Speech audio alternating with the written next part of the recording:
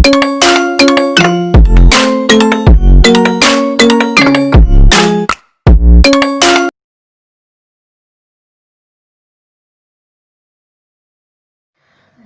الله الرحمن الرحيم.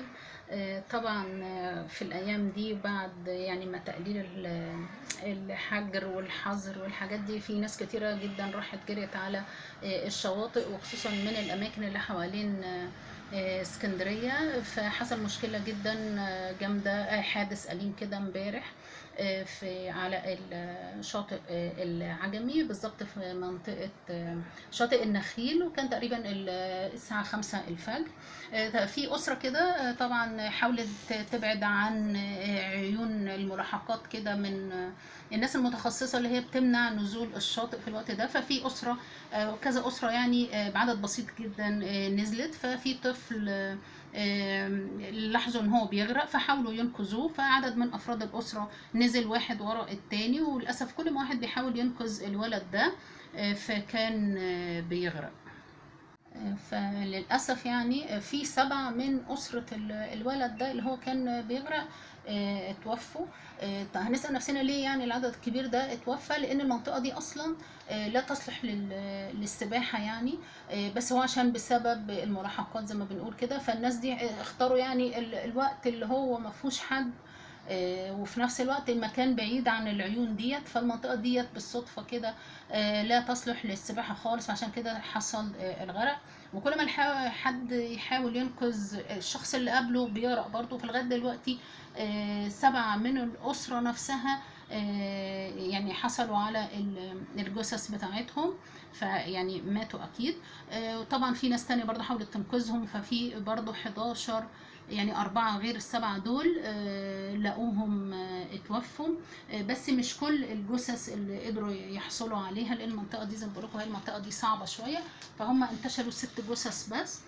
ولكن الاكيد ان في 7 في 11 غرقوا. طبعا برضو كان بالصدفه الجو مش حلو، اللي هو امبارح يوم الجمعه. فكان بيقولوا الموج عالي، الموج عالي والشمس كانت غايبة شوية.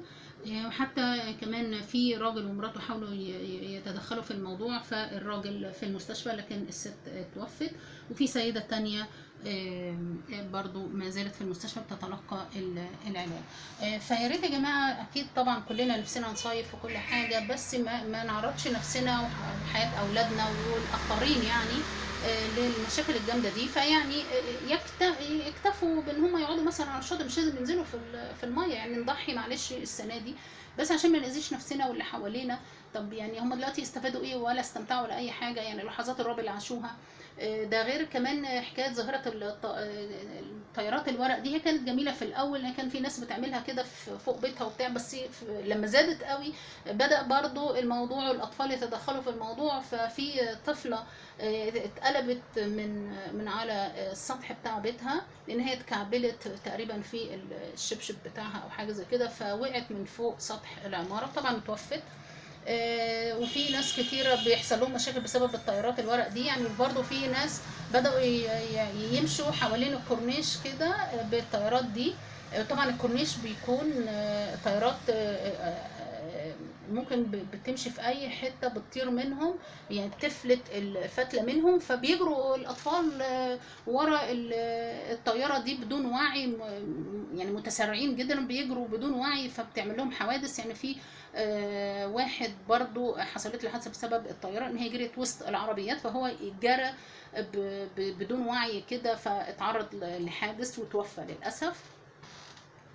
وفي حد تاني الطيارة دي اتسببت ان هي خبطته في راسه، كانت خبطة جامدة جدا. وفي واحد تالت الطيارة يعني بالصدفة وهو ماشي الطيارة دي خبطته، عملت له مشكلة في عينيه. ده غير ان في ناس بره ممكن بتبقى يعني وسط يعني ترام عربيات سريعة، فكل اللي همه ان هو يجري يلحق الطيارة ديت، فبيعمل مشاكل جامدة جدا. فيا ريت نخلي بالنا. طبعا هي السلطات مش ساكتة. طبعا رئيس الوزراء يعني تم يعني يعني مطالبه بدفع غرامات للي هو هيبتدي يعمل الطياره الورق ديت. الغرامات ديت هيتم تحصيلها من اي واحد مخالف.